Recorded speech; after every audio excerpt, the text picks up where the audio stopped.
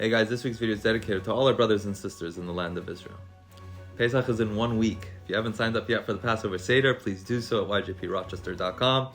If you're having your own Seder, traveling somewhere, you would like to have handmade shmura matzah for the Seder, which is very special, reach out to us. We'd love to help you out. If you've ever been to a professional sporting event, you know that noise plays a factor in the game. In football, when the other team has a possession, the stadium gets extra loud, quieter when your team has it.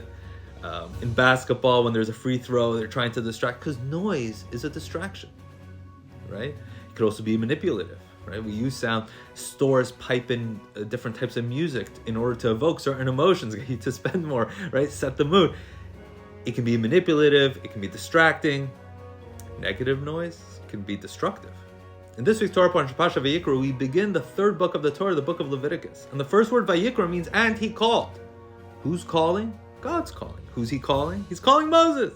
And he's calling Moses in order to give him over the details of the sacrifices that would be brought in the tabernacle. He said, okay, this happens all the time in the Torah, God speaking to Moses. What's unique? Rashi says is that in this situation, there were other people standing around when God was communicating with Moses. So were they able to overhear? Were they able to eavesdrop on what God was telling Moses? The answer is no. Because God was messaging Moses, calling Moses, only he was able to hear. Everybody else, there was too much noise. You have to think about this in your own life, right? There's so many messages that we miss, that we tune out because of we're being constantly bombarded. There's only a certain amount of bandwidth that we have, that we can process. And whatever we take in takes up some of that bandwidth. And therefore other things can't get through.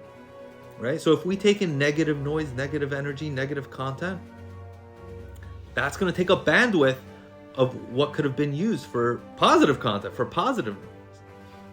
The messages that are trying to get through. If God's trying to call us, if there's too much noise, there's too much static on the line, or the line's busy. I mean, now you don't have that anymore with your cell phones.